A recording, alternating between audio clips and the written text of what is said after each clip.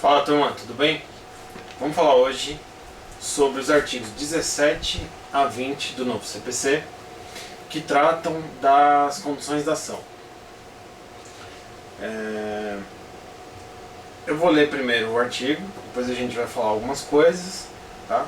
E antes de começar eu queria falar o seguinte: esse aqui é o ponto-chave do processo civil, tá?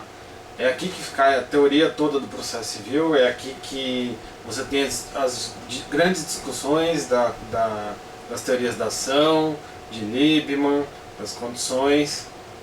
Então eu sugiro a você que não tem uma base forte nesse assunto e precisa estudar processo civil, aprofunda bem nesse ponto, nessa questão, porque aqui é o no-gord do processo civil.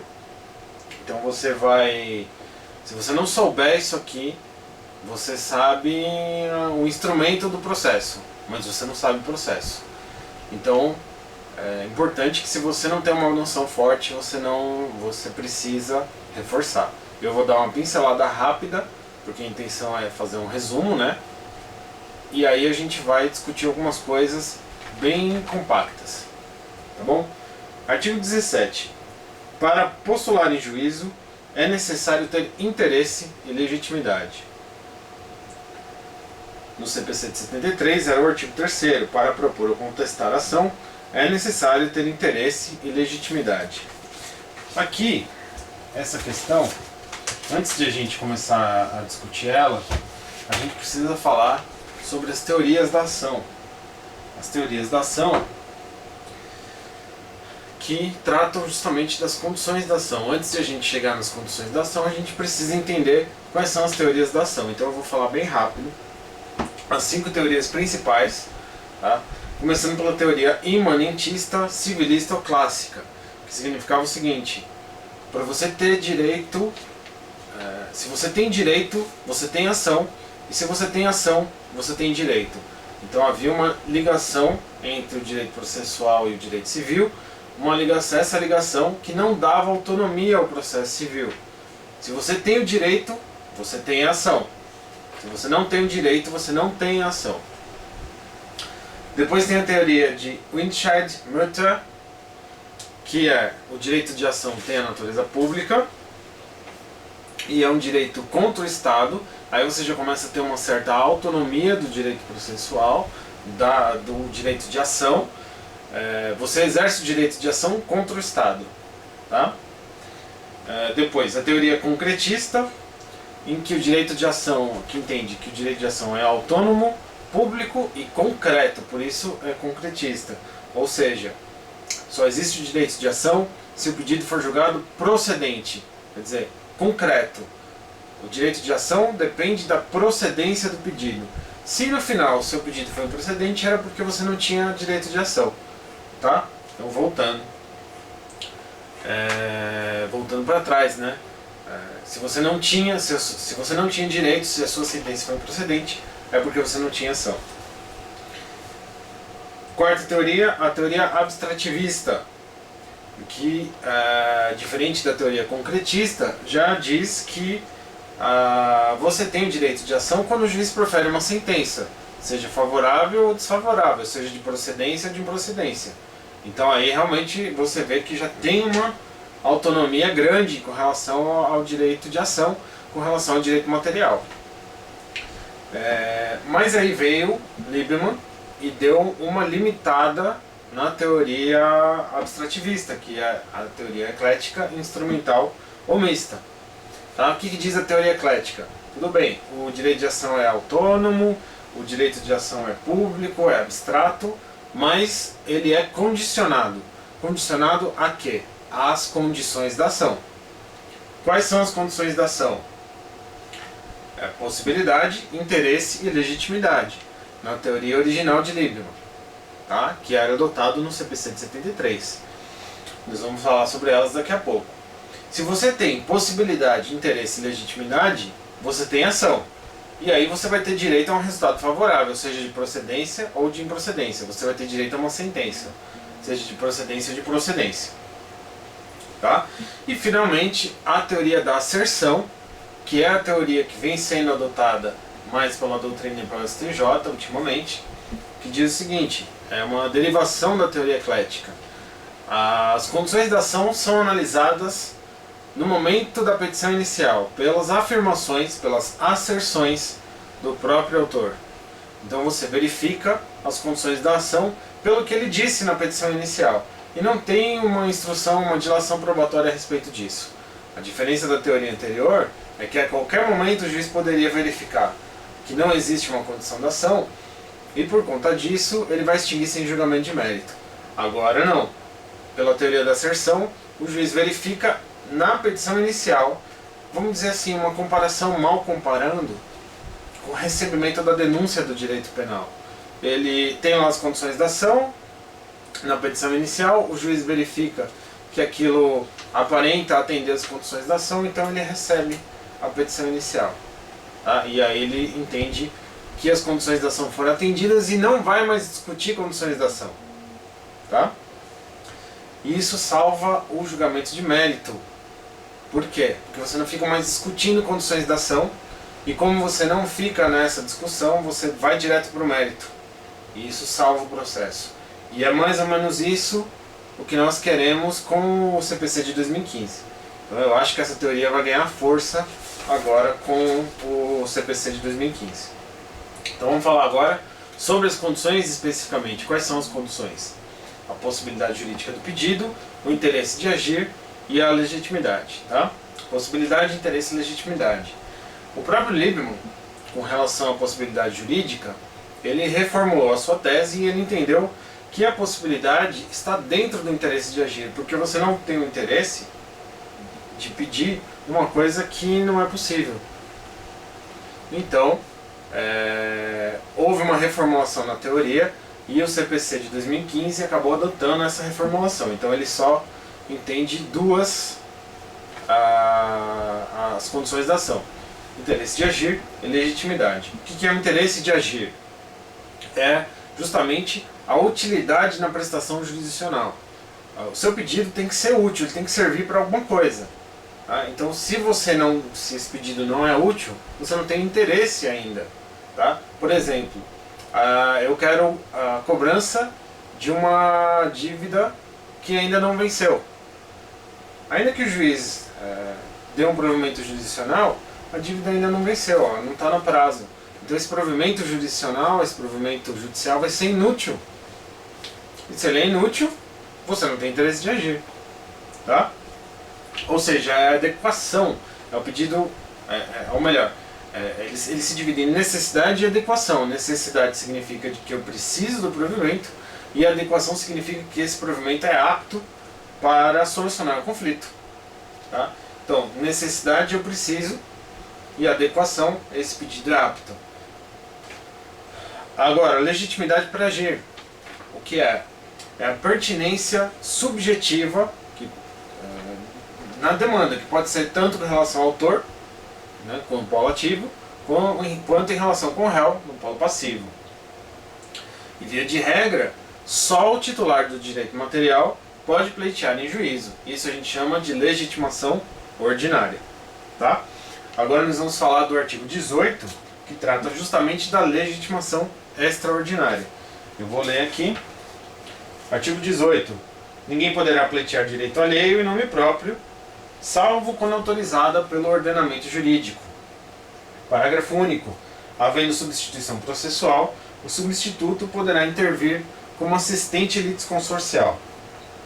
No CPC de 73, ninguém poderá pleitear em nome próprio direito alheio, salvo quando autorizado por lei. Então a gente viu a regra geral, o artigo 18 está dizendo a regra geral é legitimação ordinária, mas quando a lei autorizar, a gente admite legitimação extraordinária. Quando a gente lê o parágrafo único, a gente entende que o CPC adotou como sinônimo a legitimação extraordinária e a substituição processual, que é a maioria da doutrina e a jurisprudência vem seguindo, mas existe alguma divergência com relação a essa diferenciação. Para concursos, fala que ela é igual a mão na bala. O legitimado extraordinário é uma parte do processo que não é o titular do direito material. E o titular do direito material também pode participar do processo porque ele tem interesse jurídico. E quando ele ingressa no processo que foi ajuizado pelo substituto processual, ele ingressa na qualidade de assistente litisconsorcial. Tá? Depois a gente vai ver com calma as intervenções de terceiro, mas basicamente é isso. O substituto entra no processo como assistente litisconsorcial porque ele tem direito material ali, então ele tem interesse. Tá? Vamos dar exemplos de legitimação extraordinária, só para ficar claro. Quando que acontece situações em que a pessoa não tem o direito material, mas ela pode ingressar em juízo em nome de um terceiro. Por exemplo, quando no condomínio edilício, tá? Um condômino praticou uma infração ali e a ele foi combinada uma multa. Essa multa deixou de ser cobrada pelo síndico. Aí um dos vizinhos, um dos condôminos do edifício, ajuiza a ação para a cobrança dessa multa quando dá omissão em nome do condomínio, quando dá emissão do síndico, quando dá omissão do síndico. O artigo 21, parágrafo único da Lei 4.591 de 64, a Lei de Incorporações Imobiliárias e de Condomínios. Tá? Então o síndico deixou de agir, o condomínio não cobrou a multa, aí vem qualquer dos outros condôminos e ajuiza a ação para cobrança daquela multa. Outro exemplo que é bastante comum, que eu não concordo muito, mas a doutrina fornece esse exemplo, o compossuidor defender a posse do imóvel todo. Vamos supor que dois irmãos receberam de herança uma fazenda e eles são possuidores dessa fazenda. Então são duas pessoas que têm a posse da fazenda toda. E aí essa fazenda é invadida, é turbada, é esbulhada. E aí um deles, sozinho, ajuiza uma ação possessória para defender o todo. Tá? Enfim, esse exemplo não gosto dele, mas é um exemplo. Um outro exemplo clássico é o MP ajuizar a ação de alimentos em favor de criança. Está no artigo 201, inciso 3 do ECA. Tá? A criança, por uma razão qualquer, precisa de alimentos do pai ou da mãe, e o Ministério Público ajuiza a ação em favor dela. O titular do direito é a criança, mas o Ministério Público, na condição de substituto, vai lá e ajuiza a ação para ela. Tá? Artigo 19. O interesse do autor pode limitar-se à declaração, inciso 1, de existência ou da inexistência ou do modo de ser de uma relação jurídica. Inciso 2, da autenticidade ou da falsidade do documento. O que o artigo 19 está dizendo aqui é a famosa pretensão meramente declaratória. Tá? Lembra na classificação quinária das ações de pontos de Miranda. Nós temos as ações condenatórias, as ações mandamentais, as ações executivas, as constitutivas e as meramente declaratórias. Quais são essas meramente declaratórias? É aquela que o artigo 19 já é bem claro. O pedido do autor é que se declare a existência ou uma inexistência de uma relação jurídica ou justamente o modo de ser dessa relação jurídica. Posso dar um exemplo. Ação de uso capião. Essa ação é bastante utilizada como exemplo porque a pessoa está lá no imóvel durante 15, 20 anos, dependendo da 10, 5, dependendo da forma, da modalidade de uso capião. E aí essa pessoa atendeu aos requisitos para uso capião. Passou o tempo. Tá? O que ele está pedindo na ação de uso capião? Ele está pedindo que o juiz constitua a propriedade? Não, toma cuidado porque não é isso. O que ele está pedindo é que o juiz declare que passou o tempo, que ele é possuidor de boa-fé, enfim, todos os requisitos. O juiz declarou que ele atendeu a todos aqueles requisitos. Por isso que a ação de uso capião é declaratória, ela não é constitutiva. O que vai me dar o direito de propriedade não é a sentença. O que vai me dar o direito de propriedade é o atendimento aos requisitos para a aquisição do imóvel por uso capião, ou do móvel, dependendo. Tá? Então, é uma ação meramente declaratória. Eu quero que o juiz declare isso, isso, isso. Uma ação de paternidade, por exemplo, uma ação de investigação de paternidade. Ele vai declarar que um filho o autor é filho do réu, por exemplo. Tá? O problema é que às vezes a ação declaratória vai junto com uma ação, com outro pedido acumulado. Então eu quero que se declare que o contrato foi extinto e eu quero que se condene a pagar tantos reais de indenização. Eu posso pedir só a declaração, posso parar na declaração. Tá?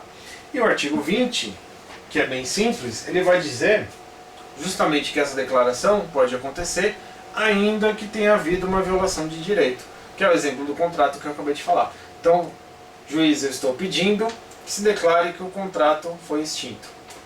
Tá? Perdi danos morais, mas eu quero que fique só na declaração de que o contrato foi extinto. Vou ler para vocês, artigo 20. É admissível a ação meramente declaratória, ainda que tenha ocorrido a violação do direito. Tá? Então, bem tranquilo, artigos 17 a 20. Eu acho que são os artigos mais importantes do CPC, tá? Principalmente aquela questão da teoria eclética, da extinção da possibilidade jurídica do pedido. Isso é uma inovação no CPC, eu acho que é mais uma adaptação do CPC à teoria eclética de Lieberman, a reformulação da teoria eclética de Lieberman, e que pode ser explorada no concurso. Tá? Então é isso aí, um grande abraço, até mais.